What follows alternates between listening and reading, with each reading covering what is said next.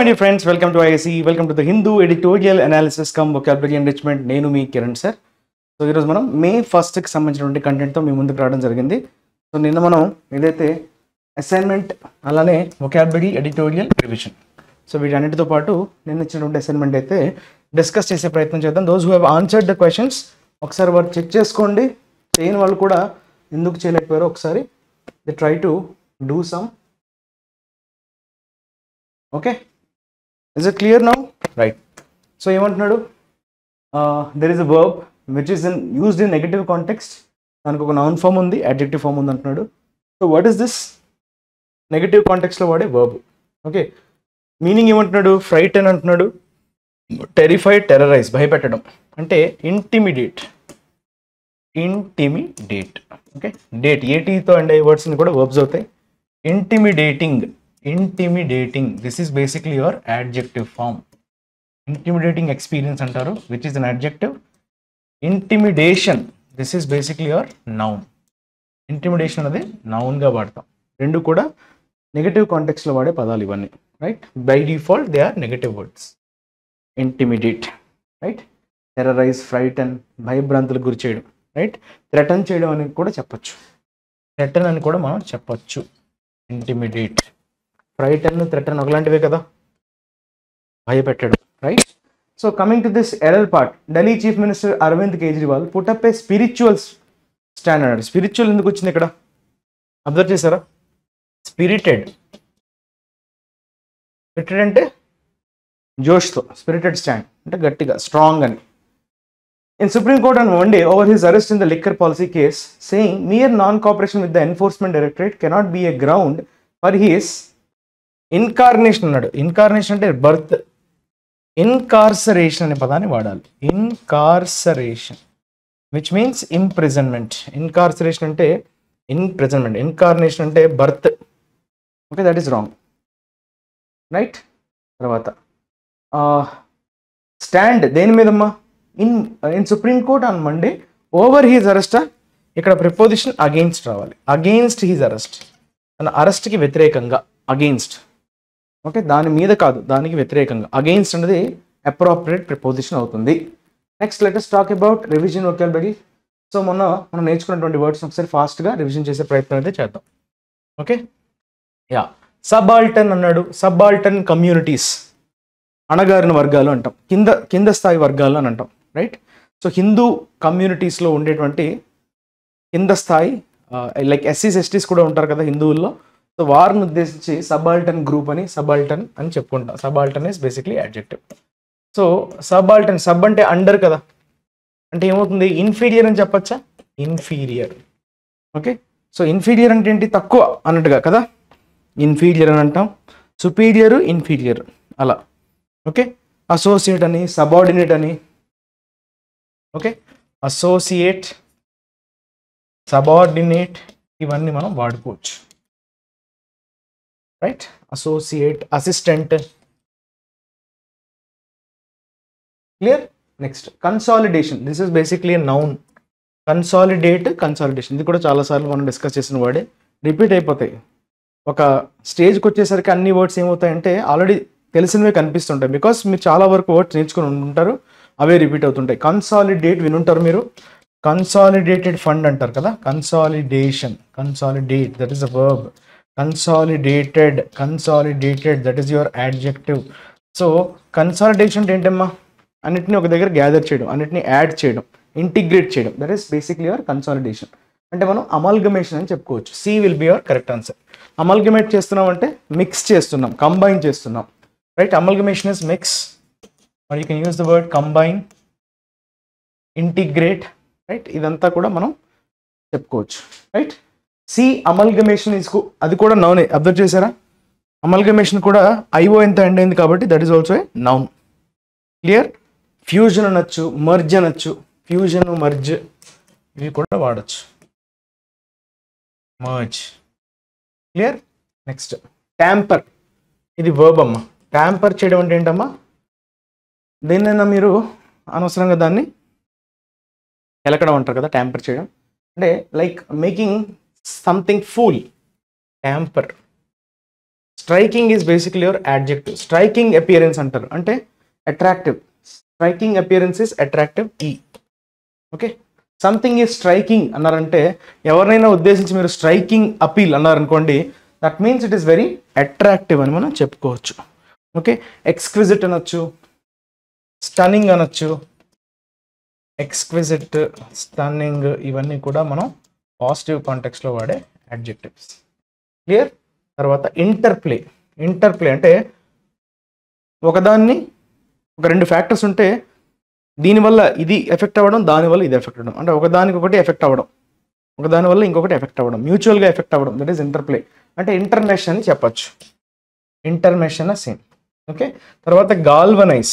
Galvanise అంటే when you are trying to, okay, galvanise అంటే వారిని ఏమార్చడం అని చెప్పుకున్నాం నిన్న కదా. యువర్ ఏదో ఒకటి చేసి వారిని ఏమార్చే ప్రయత్నం చేయడం. ఓకే, లైక్ స్టిమ్యులేట్ చేయడం, దట్ ఈస్ ఇక్కడ స్టిమ్యులేట్ అని పడింది, స్టిమ్యులేట్ అని రాసుకోండి. D should be your correct answer. వాళ్ళని ఏదో ఒక రకంగా ఏమార్చడం, ఓకే, రెచ్చగొట్టడం, ప్రొవోక్ చేయడం అనే సెన్స్లో మనం చెప్పుకోవచ్చు. ఏదో ఒక రకంగా వారిని ఏమార్చడం. ఎరౌజ్ అనొచ్చు, ప్రాడ్ అనొచ్చు. ఎరౌజ్, ప్రాడ్, ఇన్విగోరేట్. ఎరౌజ్, ప్రాడ్ అన్ని వర్బ్సే. ఇన్విగోరేట్. ఓకే, ఈ పదాలని జాగ్రత్తగా నోట్స్లో రాసుకోండి. ఓకే, తర్వాత మనం ఇందాక మనం చెప్పుకున్న వర్డ్ ఏదమ్మా, ఫూల్ అని చెప్పడానికి మనం ట్యాంపర్ అని చెప్పుకున్నాం కదా. సో దానికి ఏంటి, మనం ఫిడిల్ అనొచ్చు, బ్లఫ్ అనొచ్చు, ఇన్ఫ్రింజ్ అనొచ్చు. Fiddle, bluff, infringe. Okay, infringe ఇవన్నీ మనం వర్బ్స్గా తీసుకోవచ్చు. ఓకే, ట్యాంపర్ ఈజ్ వర్బ్ కదా, ట్యాంపర్తో విత్ అనేది ఫిక్స్డ్ ప్రిపోజిషన్. తర్వాత ఇంటర్మెష్ కదా, interplay, intermesh. Okay, so what will be the answer here? ఇక్కడ ఇంకేమైనా వర్డ్స్ ఉన్నాయేమైనా వాడచ్చా? లైక్ ఇంటర్ వర్క్ అనొచ్చు, conjoin. Interwork, interwork or conjoin. Clear? So these are the words associated with revision vocabulary. So అన్ని recall చేసుకోగలుగుతున్నారు లేదా అనేది check చేయండి. రాని వర్డ్స్ని ఒకసారి జాగ్రత్తగా మీరు మళ్ళీ రైట్ సెంటెన్సెస్ రూపంలో రాసుకునే ప్రయత్నం చేయండి. ఇవన్నీ మనం ఆల్రెడీ కాంటెక్చువల్గా నేర్చుకున్నాం, రైట్? వీటిని మనం రివిజన్ చేస్తున్నాం కాబట్టి అగైన్ మనం యూసేజ్ గురించి మాట్లాడలేదు, రైట్? సో మనం end of the vocabulary of the డేలో ఏదైతే డిస్కస్ చేస్తామో అక్కడ మనకి యూసేజ్ అనేది వస్తుంది కాబట్టి there we can discuss. Okay, so today's editorial title competition, conflict అంటున్నాడు. కాంపిటీషన్ అంటే ఒకరితో ఒకరికి పోటీ, కాన్ఫ్లిక్ట్ అంటే ఒకరితో ఒకరికి ఒక యుద్ధ వాతావరణం, కాన్ఫ్లిక్ట్, డిసగ్రిమెంట్, రైట్? అయితే ఎవరెవరి మధ్య కాంపిటీషన్, ఎవరెవరి మధ్య కాన్ఫ్లిక్ట్ చూద్దాం. US and China must manage their differences responsibly. చాలా బాధ్యతాయుతంగా అంటారు. రెస్పాన్సిబిలీ అంటే బాధ్యతాయుతంగా ప్రవర్తించాలి. ఎవరు? US and China.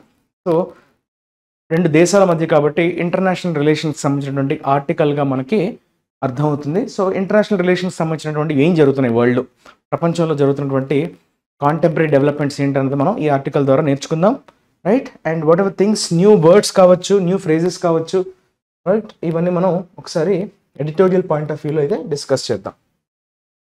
సో ఒకసారి చదవండి అమ్మా. US secretary of state Antony Blinken's marathon talks with top officials in China, which includes President Xi Jinping, have underscored the desire of the two countries to stabilize their relationship and the resultant challenges. ఇక్కడ ఏం చెప్పాలనుకుంటున్నాడంటే marathon talks. Marathon అంటే మీకు తెలుసు కదా, కంటిన్యూస్గా ఎక్కువ అంటే మనం కూడా మ్యారథాన్ సెషన్స్ కండక్ట్ చేస్తుంటాం. మ్యారథాన్ అంటే ఏంటి? For long time, limited hours కాకుండా మ్యారథాన్ మనకి పరిగెత్తడం కూడా ఉంటుంది కదా marathon, right? Marathon is basically for a long time. When you do an activity, that is basically a marathon. So చాలా టైం వరకు చర్చలు జరిపించడం. అంటే టాక్స్ విత్ అంటే అర్థం ఏంటమ్మా? చర్చలు జరపడం. ఎవరితో?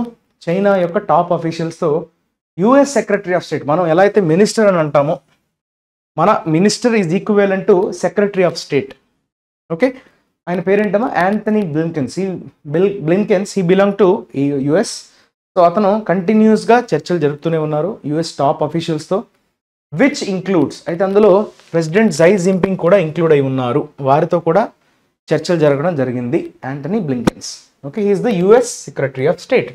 హ్యావ్ అండర్స్కోర్డ్ అంటే మనం చాలాసార్లు డిస్కస్ చేసాం. హైలైటెడ్ ఏంటి హైలైట్ చేసింది? The desire of the two countries, ఆ రెండు కంట్రీస్ యొక్క కోరిక, బలమైన కోరిక ఏంటది? To stabilise their relationship. అది చాలా స్థిరీకరణ చేసుకోవాలి. ఓకే, స్థిరంగా ఉంచుకోవాలి వారి యొక్క రైట్ రిలేషన్షిప్, వారి యొక్క బంధం, వారి యొక్క సంబంధాలని మరింత రైట్ సుస్థిరం చేసుకోవాలి అన్నట్టుగా భావిస్తున్నట్టుగా ఓకే బయటపడింది. And the resultant challenges, so దాన్ని అచీవ్ చేసేటువంటి మార్గంలో ఎదురయ్యేటువంటి సవాళ్ళని ఎలా ఎదుర్కోవాలి అన్న దానిపైన రైట్ అదైతే బయటకు వచ్చిందనమాట. అది హైలైట్ చేసిందనమాట ఈ టాక్స్ ద్వారా, ఈ చర్చల ద్వారా. Mr. Blinken stressed that the US would make sure that the competition between the world's two largest economies doesn't veer into conflict. So ఆయన ఒక దాని మీద ఎంఫసైజ్ చేయడం జరిగింది. స్ట్రెస్ చేయడం అంటే ఒక దానిపైన నొక్కి వక్కాణించడం, ఎంఫసైజ్ చేయడం అన్నా స్ట్రెస్ చేయడం అన్నా సేమ్ కదా. US would make sure that the competition between the world's two largest economies, అంతే కదా, వరల్డ్లో ప్రస్తుతం ఉన్నటువంటి లార్జెస్ట్ ఎకానమీస్గా మనం యుఎస్ని చైనాని చెప్పుకుంటాం. సో వీరిద్దరి మధ్య కూడా ఓకే ఈ కాంపిటీషన్ ఏదైతే ఉందో అది కాన్ఫ్లిక్ట్కి దారి తీయకుండా మేము చూసుకుంటాం. డజంట్ వీర్ ఇంటూ కాన్ఫ్లిక్ట్, వీర్ అంటే దారి తప్పడం. ఓకే, వీర్ ఇంటూ కాన్ఫ్లిక్ట్ అంటే ఆల్రెడీ మీరు ఒక కాంపిటీషన్లో వెళ్తున్నారు, ఆ కాంపిటీషన్ కాస్త కాన్ఫ్లిక్ట్ వైపు వెళ్ళకుండా చూసుకుంటాం. డజంట్ వీర్ అంటున్నాడు. ఓకే, మేము ఖచ్చితంగా వి విల్ మేక్ ష్యూర్ అంటున్నాడు, మేము ఖచ్చితంగా చర్యలు తీసుకుంటాం అటువంటి రైట్ ఈ ఏదైతే కాంపిటీషన్ నెలకొందో, ఎందుకంటే రెండు కూడా largest economies of the world కాబట్టి కాన్ఫ్లిక్ట్ వైపు రైట్ ఒకసారి దారి మారకుండా చూసుకుంటాం. వీర్ ఇంటూ మీన్స్ దారి తప్పడం అనే సెన్స్లో, change your way, change your direction. Zai said they should seek common ground rather than engage in vicious competition. చూసారా, మిస్టర్ జై అంటే ఎవరు? President of China, Chinese president. ఆయన ఏమంటున్నారు? దే షుడ్ సీక్ అంటే మనం ఈసారి ఒక కామన్ గ్రౌండ్ ఉండాలి. కామన్ గ్రౌండ్ అంటే కొన్ని కామన్ అంటే పరస్పరం సేమ్ ఒపీనియన్ ఉండడం, కొన్ని ఏరియాస్ ఆఫ్ ఇంట్రెస్ట్ మీద, కొన్ని ఏరియాస్ మీద సిమిలర్ ఒపీనియన్స్ ఉండడం. అంటే మనకి చాలా డిఫరెన్సెస్ ఉండొచ్చు రైట్, వ్యతిరేక భావాలు ఉండొచ్చు, వ్యతిరేక మనస్తత్వాలు ఉండొచ్చు, కాకపోతే కొన్ని కామన్ ఏరియాస్ మీద మనకి సిమిలర్ ఒపీనియన్స్ ఉండొచ్చు. సో అటువంటి కామన్ ఐటమ్స్ ఏవైతే ఉన్నాయో వీటి మీద ఏ ఏరియాస్లో అయితే సారూప్యత ఉంటుందో, భావ సారూప్యత అంటాం కదా, సో అటువంటి అంశాల్లో అయితే మనం కాంపిటీషన్లోకి వెళ్లకుండా మనం ఎలా ఉండాలంటున్నాడు? కామన్ గ్రౌండ్ అంటే మనం షేరింగ్ మ్యూచువల్ ఇంట్రెస్ట్ అంటారు. కామన్ గ్రౌండ్ అంటే షేరింగ్ మ్యూచువల్ ఇంట్రెస్ట్. ఓకే, మ్యూచువల్గా పరస్పరం ప్రయోజనాల్ని కాపాడుకోవడం, అటువంటి దిశగా మనం అడుగులు వేయాలి. అంతేకాని అనవసరంగా ఒక విషియస్ కాంపిటీషన్ వైపు అయితే మనం వెళ్ళకూడదు. Rather than engage in vicious అంటే చివరికి అది డిస్ట్రక్షన్కి గురి చేస్తుంది, డిస్ట్రక్షన్కి దారి తీసేది విషియస్. ఓకే, వర్చువస్ అంటారు, విషియస్ అంటారు. వర్చువస్ అనేది పాజిటివ్ కాంటెక్స్లో వాడే అడ్జెక్టివ్. వర్చువస్ సైకిల్ అంటే దానివల్ల మనకి ఏదైనా లాభం వస్తుంది.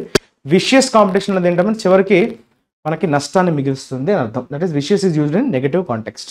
తర్వాత but the Blinken visit also expose the structural fault lines in the Sino American competition. అయితే ఈ విజిట్ అంటే అక్కడ అర్థం ఏంటమ్మా?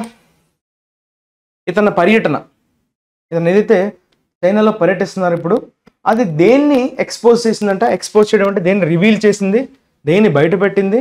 స్ట్రక్చరల్ ఫాల్ట్ లైన్స్ అంటే గ్యాప్స్. స్ట్రక్చరల్గా కొన్ని గ్యాప్స్ ఏవైతే ఉన్నాయో అది కూడా ఎవరెవరి మధ్య? సైనో అమెరికన్ కాంపిటీషన్ అన్నాడు.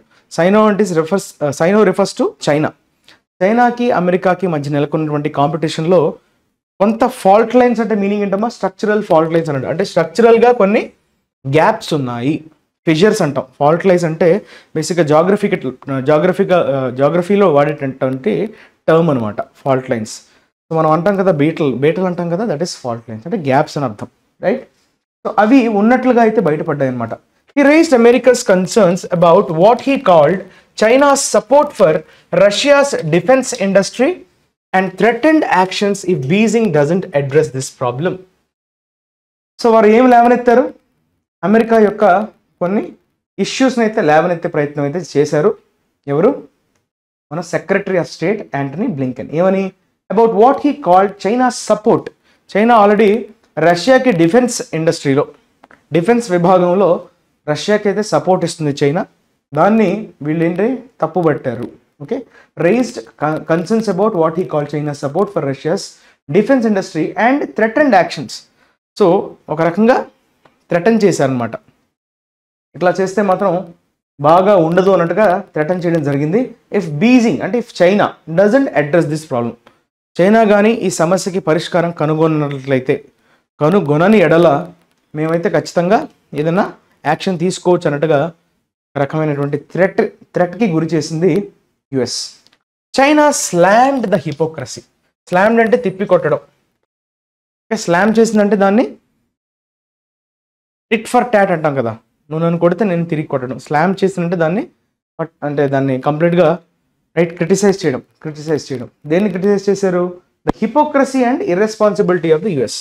బాధ్యతారాహిత్యం అంటాం. ఇర్రెస్పాన్సిబిలిటీ అంటే బాధ్యతారాహిత్యం, హిపోక్రసీ అంటే ఉన్నదాన్ని ఎక్కువ చేసి చెప్పడం, రైట్? అతిశయోక్తి అంటాం కదా, that is basically hypocrisy. Okay, బయటికి దాన్ని ఏమంటాం? తెలుగులో ఒక సేయింగ్ ఉంటుంది కదా, పైన పటారం లోన్ లోటారం అని, అట్లా. That is called hypocrisy. లేని దాన్ని ఉన్నట్లుగా చూపించే ప్రయత్నం చేయడం. సో చైనా దాన్ని తప్పుపట్టింది, స్లామ్ చేసిందంటే దాన్ని క్రిటిసైజ్ చేసింది యుఎస్ యొక్క వైఖరిని.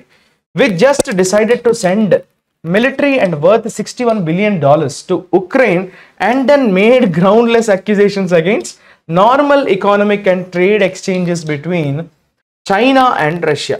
చూసారా, మీరు మమ్మల్ని ఇంత మాట అంటున్నారు కదా, మమ్మల్ని థ్రెటన్ చేస్తున్నారు కదా, మరి మీరు చేస్తుంది ఏంటి? మీరు చేస్తుంది హిపోక్రసీయే కదా. అంటే మీరేం చేస్తున్నారు? మీరేమో మిలిటరీ హెల్ప్ అయితే ఇస్తున్నారు. ఎవరికి? ఉక్రెయిన్కి. ఉక్రెయిన్ ఎవరికి శత్రువు? రష్యాకి.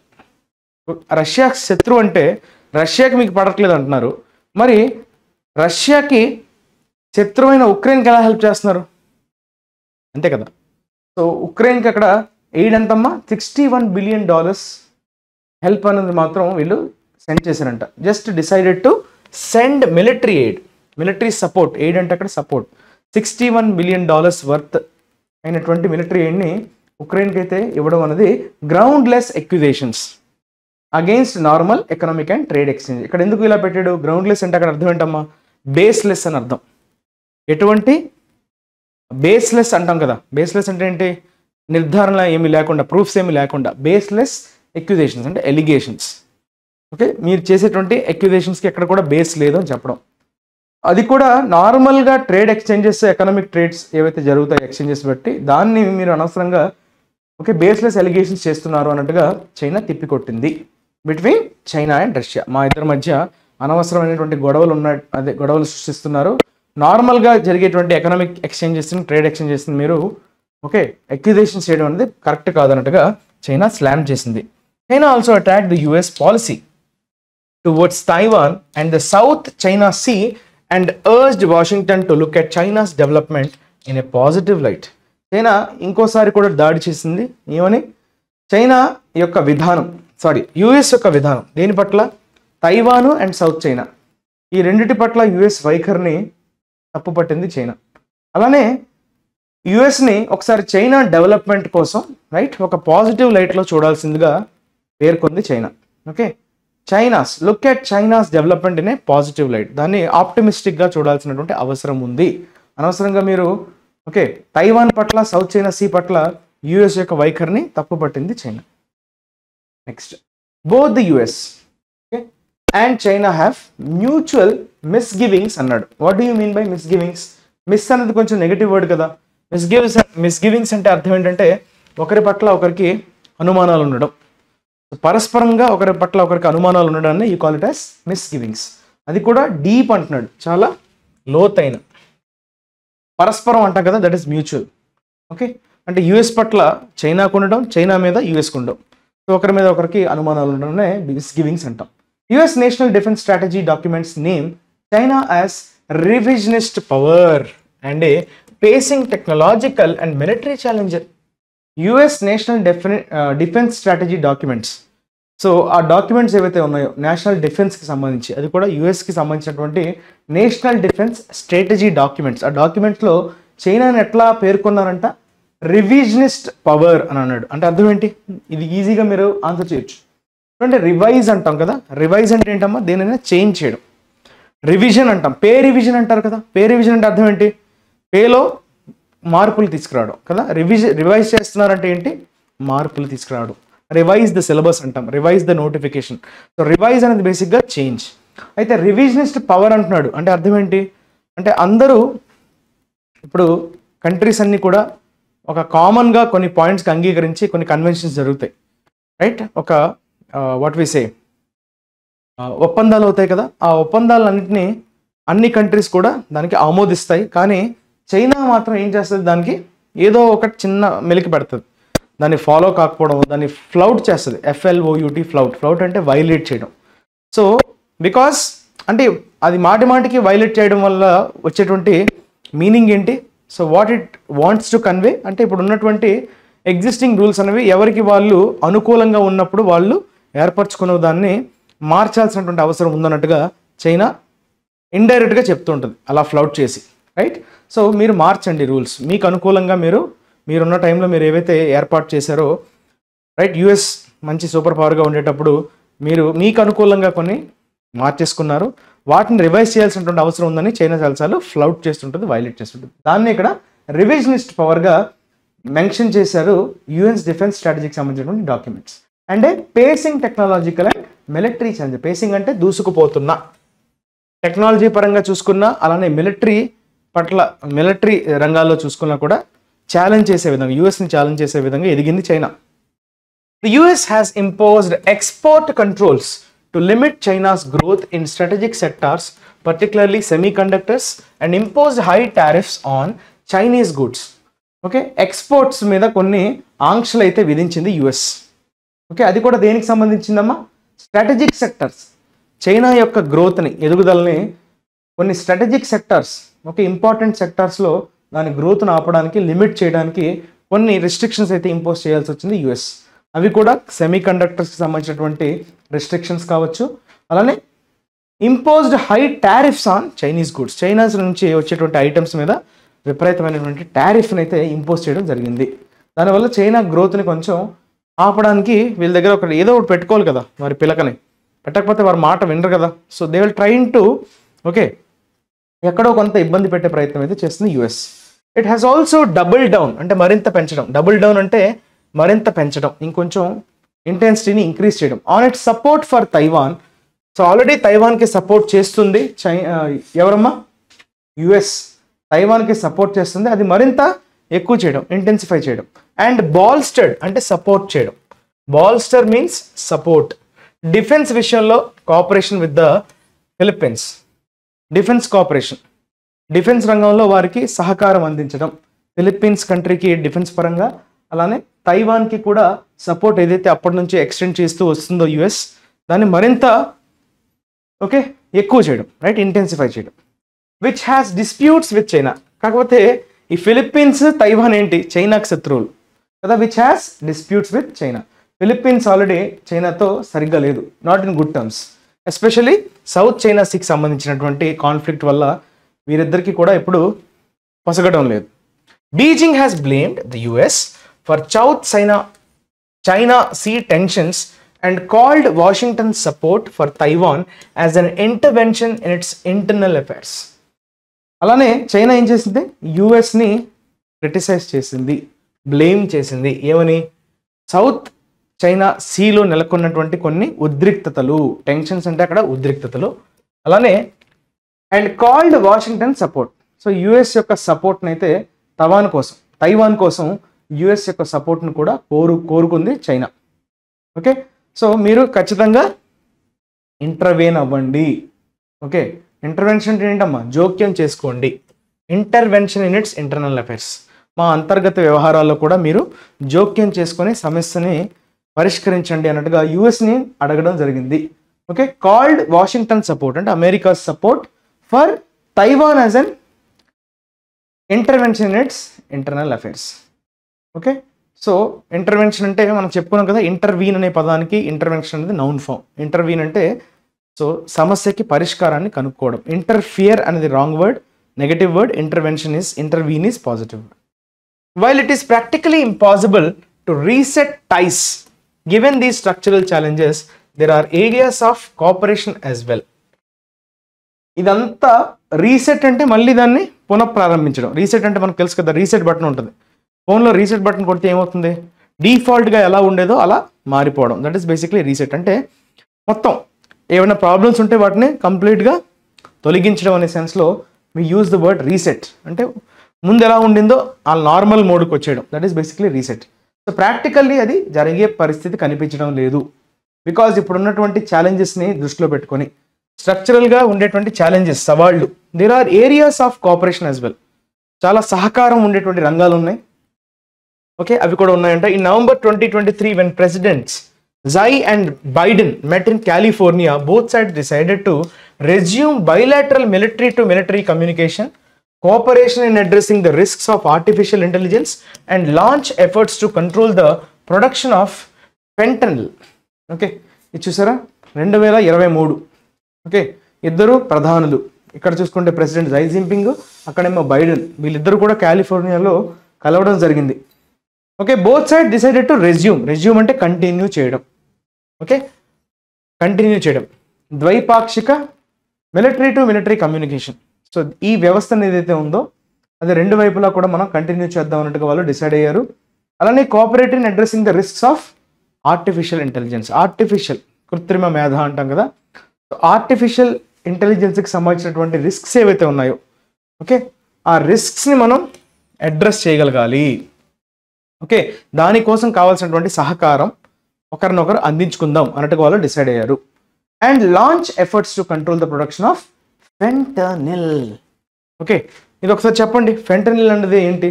ఈ ప్రొడక్షన్ని కంట్రోల్ చేయాలని కూడా వాళ్ళు డిసైడ్ అయ్యారు. దానికి కావాల్సినటువంటి ఎఫర్ట్స్ని అయితే పెడదాం, ఆ దిశగా మనం అడుగులు వేద్దాం అన్నట్టుగా చెప్తున్నారు. What do you mean by fentanyl? That is try to mention in the comment section. ఇది ఒక చిన్న అసైన్మెంట్లో తీసుకోండి and try to mention it in the comment section. Tackling climate change and global food security are also areas of cooperation. So మిగతా రంగాలు ఏంటి? ఎక్కడైతే cooperation ఏంటమ్మా? సహకారం, ఒకరితో ఒకరు సహకరించుకోవడానికి. మిగతా రంగాలు ఏమంటుకుంటున్నాడు? క్లైమేట్ చేంజ్ కావచ్చు, గ్లోబల్ ఫుడ్ సెక్యూరిటీ కావచ్చు, ఆహార భద్రత.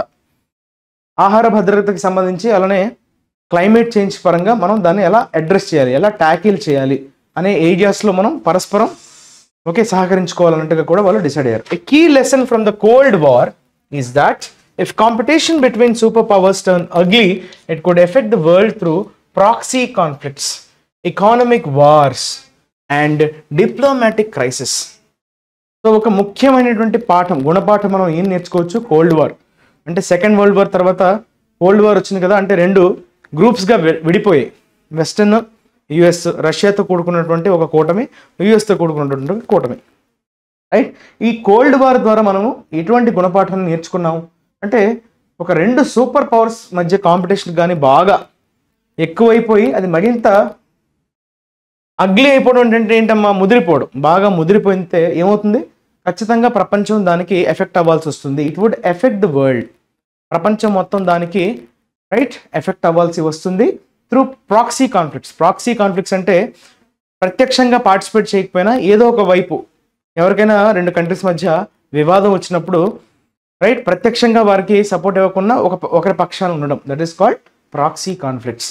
అలానే ఎకనామిక్ వార్స్. ఎకనామిక్ వార్స్ అంటే ఒకరి మీద ఒకరు ట్రేడ్ పరంగా కొన్ని ఆంక్షలు పెట్టుకోవడం, టారిఫ్స్ని ఎక్కువగా పెంచేయడం, రైట్? ఎకనామిక్ వార్స్ అంటే అదే, రైట్?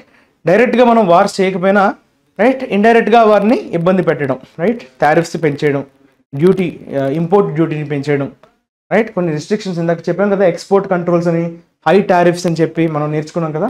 సో అవే ఎకనామిక్ వార్స్. అలానే డిప్లొమాటిక్ క్రైసిస్. క్రైసిస్ అనేది పాజిటివ్ ప్లూరల్ వర్డ్. క్రైసిస్ అంటే సంక్షోభం.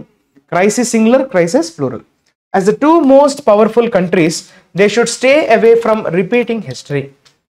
ఈ రెండు పవర్ఫుల్ కంట్రీస్ కాబట్టి చైనా, యుఎస్, ఖచ్చితంగా వారు హిస్టరీని మళ్ళీ రిపీట్ చేయకుండా ఉండాలి. దే షుడ్ స్టే అవే, దూరంగా ఉండాలి.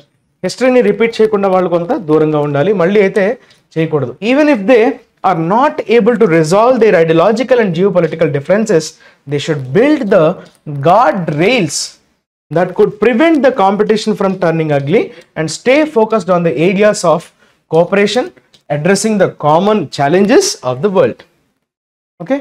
ఒకవేళ వాళ్ళ మధ్య ఉన్నటువంటి సైద్ధాంతికంగా వారికి ఉన్నటువంటి డిఫరెన్సెస్ ఏవైతే ఉన్నాయో, ఓకే, ఏమంటామమ్మా డిఫరెన్సెస్. అలానే పొలిటికల్గా వారి మధ్య చాలా వరకు వ్యత్యాసాలు ఉండొచ్చు కనుక ఓకే, దాన్ని వాళ్ళు పరిష్కరించలేకపోవచ్చు మేబీ, కానీ ఈ విషయంలో మాత్రం వాళ్ళు బిల్డ్ ద గార్డ్ రైల్స్ అంటున్నాడు. గార్డ్ రైల్స్ అంటే ఏంటి? ఖచ్చితంగా గట్టిగా పునాదులు వేసుకోవాలి, రైట్? ఆపడానికి. గార్డ్ రైల్స్ అంటే something which is protecting that could prevent the competition, okay, from turning ugly. మరింత ముదిరిపోకుండా, కాంపిటీషన్ అంతా హెల్దీగా వెళ్ళేంత వరకు బాగానే ఉంటుంది, అది ముదిరిపోకుండా ఒక అడ్డంకి లాగా, ఓకే, అడ్డుగోడలాగా గార్డ్ రైల్స్ అనేవి ఏర్పాటు చేసుకోవాలి. And stay focused on the areas of cooperation. ఎక్కడెక్కడైతే మ్యూచువల్గా ఒకరితో ఒకరి సహకారం అవసరమో, అలానే కామన్, ప్రపంచానికి కామన్గా ఉండేటువంటి ఛాలెంజెస్ ఏవైతే ఉన్నాయో, లైక్ మనకి క్లైమేట్ చేంజ్ కావచ్చు, రైట్? అదొక పెద్ద సమస్య, గ్లోబ్ మొత్తం కొట్టుమిట్టాడుతుంది, రైట్? అట్లాంటి కొన్ని కామన్ ప్రాబ్లమ్స్ ఏవైతే వీటి వల్ల ప్రపంచం మొత్తం సంక్షోభంలోకి గురవుతుందో, ఇబ్బంది పడుతుందో, అటువంటి కామన్, ఓకే, సవాళ్ళను అయితే ఎదుర్కోవడంలో మీరు కలిసి పనిచేయాలి. ఏరియాస్ ఆఫ్ కోఆపరేషన్ అంటే మ్యూచువల్గా ఒకరితో ఒకరు సహకరించుకొని పనిచేయాల్సినటువంటి అవసరం ఉంది. So these are the words that we are learn. Misgiving, spacing, double down, bolster, right, intervention, resume, right? ఇవన్నీ మనం చాలా చాలా మంచి మంచి పదాలు అయితే నేర్చుకున్నాం. అలానే జరిగినటువంటి యుఎస్కి చైనాకి మధ్యనటువంటి బలాలు ఏంటి, ప్రస్తుతం ఎలా ఉన్నాయి, ఓకే, ఎవరెవరిని సపోర్ట్ చేస్తున్నారు, ఈ విషయాలని మనం తెలుసుకున్నాం ఈ ఆర్టికల్ ద్వారా. Now we will talk about vocabulary. Piecemeal అన్నాడు. పీస్ మీల్ పేరులోనే ఉంది. పీస్ మీల్ అంటే ఏంటి? కంప్లీట్గా కాకుండా ముక్కలు ముక్కలుగా, సంథింగ్ ఇన్ స్లైసెస్ అంటాం కదా, ఇన్ పోర్షన్స్, ఓకే, ముక్కలుగా, కంప్లీట్గా కాకుండా ముక్కల్లా చేయడం, that is piecemeal.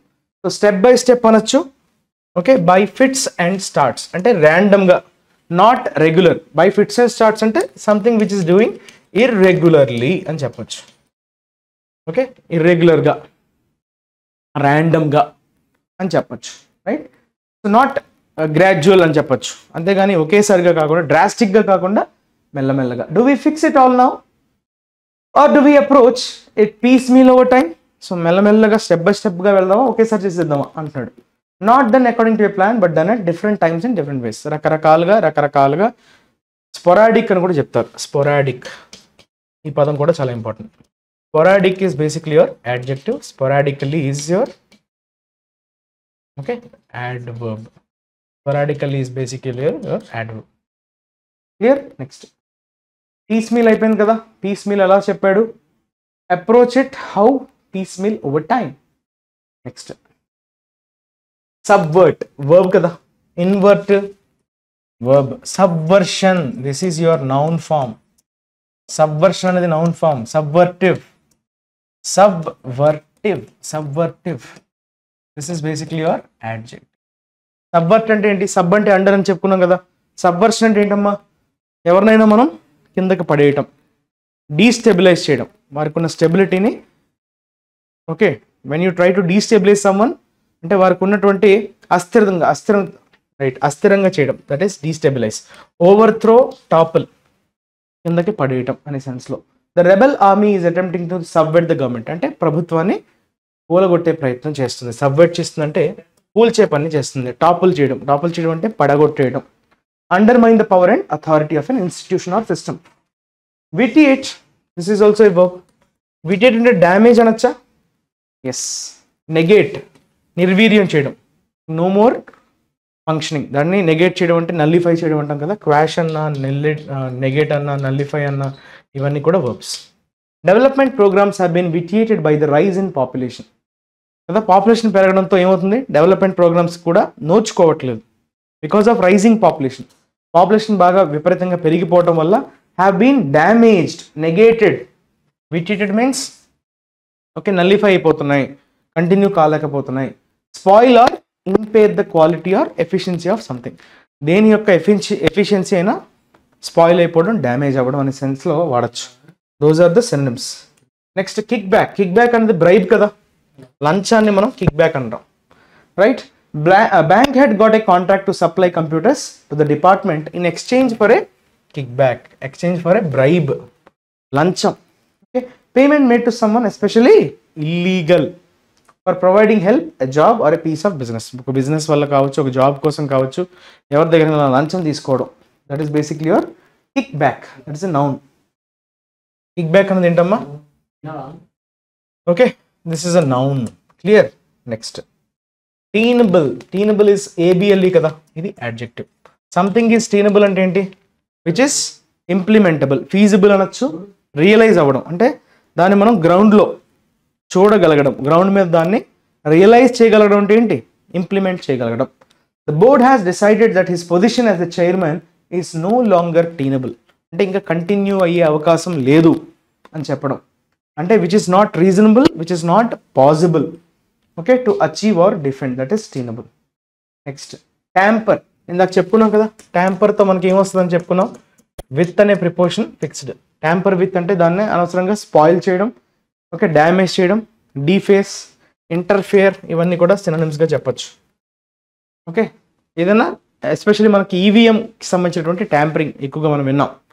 So దాన్ని ఎక్కడైనా చేంజెస్ చేయడం, ఓకే, మార్పులు చేర్పులు చేసి దాన్ని ఎడగొట్టే ప్రయత్నం చేయడం, that is basically your tampering. Tampering with pipelines could result in ruptures or fires. Okay, pipe లైన్స్ని ఏమైనా కెలికితే కనుక ఖచ్చితంగా కొన్ని క్రాక్స్ వచ్చే, రప్చర్స్ అంటే ఏంటమ్మా, రప్చర్స్ అంటే fault, what we say, cracks, అలానే ఫైర్ వచ్చేటువంటి అవకాశం కూడా ఉంది అని చెప్పడం. డ్యామేజ్ చేయడం, దాన్ని రూపురేఖలు మార్చేయడం, డీఫేస్ చేయడం, ఓకే, దట్ ఈస్ రాంగ్. ఇన్కార్సరేషన్, మళ్ళీ ఈ పదాలు ఆల్రెడీ మనం ఇందాక అసైన్మెంట్లో నేర్చుకున్నాం, మళ్ళీ వచ్చాయి. ఇన్కార్సరేషన్ అన్నది నౌన్ కదా, ఇన్కార్నేషన్, ఇన్కార్సరేషన్. ఇన్కార్సరేషన్ అంటే ఇంప్రిజన్మెంట్ కదా, జైల్లో పెట్టడం. కన్ఫైన్మెంట్ అనొచ్చు, డిటెన్షన్ అనొచ్చు, ఇవన్నీ కూడా అరెస్ట్ని ఉద్దేశించి ఒకరిని జైల్లో పెట్టడం అనే సెన్స్లో వాడే పదాలు. Imprisonment, detention, confinement. Confine verb, confinement noun.